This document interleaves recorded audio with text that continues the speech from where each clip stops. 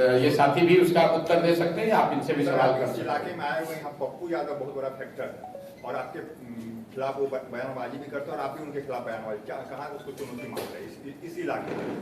जहाँ पर आप बैठे हुए हैं, इस शख्स ने ही दिखाया है कि यहाँ पर पप्पू यादव कोई फैक्टर नहीं है। ये तो उदय सिंह जैसे लोग जब यहाँ पर सक्रिय अभी नहीं है राजनीतिक तौर पर, इलेक्टोरल सेंस में सक्रिय तो समाज के स्तर पर हैं ही, राजनीतिक तौर पर हैं, लेकिन चूंकि इलेक्टोरल पॉलिटिक्स में उदय जी जैसे जो साथी हैं वो बहुत सक्रिय नहीं है, इसलिए आपको इस तरह के मेंढक लोग दिखते रहते हैं। और मेंढकों का काम है बरसात में निकलेंगे तो टर टर करेंगे, उससे कोई फर्क नहीं पड़ना है, नहीं पड़ना है। बिहार के दौरे पे आ रहे हैं जी, अमित शाह जी बिहार के दौरे पे आ रहे हैं, क्या लग रहा है क्या परिवर्तन? इसमें खबर क्या है? पिछले 12 वर्षों से हम लोगों ने देखा है कि जिस राज्य में भी चुनाव होता है मोदी जी और अमित शाह को वही राज्य दिखाई देता है। अब अगले 6 महीने तक अचानक से गुजरात के इन 2 नेताओं को बिहार की चिंता सताने लगेगी, बिहार की गौरवशाली अतीत की वो चर्चा करने लगेंगे। बिहार में भी कभी विक्रमशिला और नालंदा जैसे विश्वविद्यालय थे, इसकी चर्चा और इसकी यादाश्त उनकी ताजी हो जाएगी। बिहार के बच्चों, बिहार की गरीबी कैसे दूर होगी ये पता अभी उनको चलेगा। अगले 6 महीने तक जितनी भी सरकारी योजनाओं का बटन दबाया जाएगा उसका केंद्र भी बिहार बनाया जाएगा। जो योजना पहले से चल रही है, हर 3 महीने पे किसानों को स्वनिधि का पैसा भेजा जाता है, वो बटन दबाने के लिए मोदी जी बिहार में ही आकर दबाएंगे। तो ये कोई नई बात नहीं है, लेकिन नवंबर के बाद ये दोनों लोगों को फिर बिहार कभी अगले 6 महीने तक 6 साल तक दिखेगा नहीं, क्योंकि तब तो बिहार उनके लिए सिर्फ मजदूर का सप्लाई केंद्र है। अच्छा तो तब होता जब अमित शाह जी आ रहे हैं और वो घोषणा कर दें कि अगले 2 साल, 4 साल, 5 साल में बिहार से मजदूरों का पलायन, जो गुजरात के फैक्ट्रियों में, मोरबी में, सूरत में जो लड़के इस गर्मी में 12-15 हजार रुपए में नौकरी मजदूरी कर रहे हैं और गुजराती लोग उन फैक्ट्रियों के मालिक हैं, अमित शाह जी ये घोषणा कर दे कि उन लोगों के, उन बच्चों को भी जो गुजरात के मजदूरों को मजदूरी मिल रही है, उतनी मजदूरी तो कम से कम बिहार के बच्चों को दिलवाओ। ये बात यहाँ बिहार में कभी चर्चा नहीं होती है। हम लोग ये सब कहते हैं कि यहाँ से लोग बाहर मजदूर जाते हैं, लेकिन गुजरात के मजदूरों को उसी फैक्ट्री में जो पैसा मिल रहा है और बिहार के मजदूरों को जो फैक्ट्री में पैसा मिल रहा है, उसमें जमीन आसमान का फर्क है। अच्छा तब लगेगा जब अमित शाह जी आए और बताए कि गुजरात के जो बड़े उद्योगपति हैं उनमें से कितने लोग बिहार में उद्योग लगाएंगे। पिछले 12-15 साल में तो लगाया नहीं। तो अब जब सुराज जब यहाँ है इन बातों के लिए, तो हम लोग ये जरूर गांव-गांव जाकर कह रहे हैं कि वोट आप लीजिएगा बिहार में और सारा इन्वेस्टमेंट, सारी फैक्ट्रियां, सारी तरक्की होगी गुजरात में। ये नहीं चल सकता है। गुजरात में की तरक्की हो, हमें कोई, हम लोग को उससे दिक्कत नहीं है। गुजरात में बुलेट ट्रेन बन रहा है, आप लोग पत्रकार महोदय लोग रोज उस पर चर्चा कर रहे हैं, टिप्पणी कर रहे हैं, न्यूज बनाते हैं। बुलेट ट्रेन बनाने के लिए भारत सरकार ने जापान से 1 लाख करोड़ रुपया का ऋण लिया है।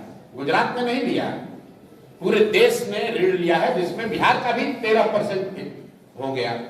अगर 1 लाख करोड़ रुपया भारत सरकार ने ऋण लिया तो 13,000 करोड़ रुपया बिहार के लोगों पर भी वो कर्ज हो गया। वहां पर बुलेट ट्रेन बन रहा है। अहमदाबाद से बॉम्बे तक जाने के लिए सैकड़ों विकल्प है, वहां फ्लाइट है, पहले से ट्रेन है, सड़क है, लेकिन वहां पर बुलेट ट्रेन बन रहा है। इतना पैसा लगाकर क्यों? ताकि वहां तरक्की आए, लोगों को और सुविधा मिले भाई, हम लोग को दिक्कत नहीं है। लेकिन कम से कम हम, अगर गुजरात के लोगों के लिए बुलेट ट्रेन मिलेगा तो बिहार के लोगों के लिए पैसेंजर ट्रेन तो होना चाहिए। यहाँ के लोग तो पैसेंजर ट्रेन के लिए मारामारी कर रहे हैं। हम लोग 40 MP जिताकर भेजे हैं, गुजरात से 26 MP गए। तो ये बात तो बिहार के लोगों को समझना होगा ना कि वोट अगर हमारा है तो कुछ अधिकार तो हम लोग का होना चाहिए। सिर्फ गुजरात के लोगों का ही तरक्की क्यों होगा? और गुजरात के लोगों के तरक्की के नाम पर कितने दिन तक बिहार के लोग वोट देते रहेंगे? जनसुराज में हम लोग गांव-गांव जाकर यही तो कह रहे हैं कि मेरे भाई, एक बार अपने राज्य की तरक्की के लिए, अपने बच्चों के पढ़ाई रोजगार के लिए वोट दे दो। गुजरात और कर्नाटक और तमिलनाडु का विकास और देश और पाकिस्तान और चाइना का बात बहुत हो गया। ये बिहार विधानसभा का चुनाव है, बिहार की तरक्की के लिए, बिहार के बच्चों के पढ़ाई रोजगार के लिए वोट दीजिए। तो अमित शाह जी जब आएंगे तो आप लोगों को मौका लगे तो सवाल पूछिएगा कि पिछले 15 साल में केंद्र में उनकी सरकार है, कितनी फैक्ट्री बिहार में लगी है। पटना विश्वविद्यालय को सेंट्रल विश्वविद्यालय बनाने के लिए सार्वजनिक तौर पर सभा में मुख्यमंत्री ने, बिहार के मुख्यमंत्री ने, जो उन्हीं के मुख्यमंत्री है, हाथ जोड़कर मोदी जी से कहा सेंट्रल यूनिवर्सिटी सर बना दिया जाए, सेंटेनरी ईयर है। मोदी जी ने मन से उसको खारिज कर दिया। फिर भी अगर पटना विश्वविद्यालय से सरोकार रखने वाले लोग जाकर मोदी जी को, भाजपा को वोट देते हैं तो दोष मेरा और आपका है, मोदी जी का नहीं है। अपना नजरिया, अपना विकल्प प्रस्तुत करें।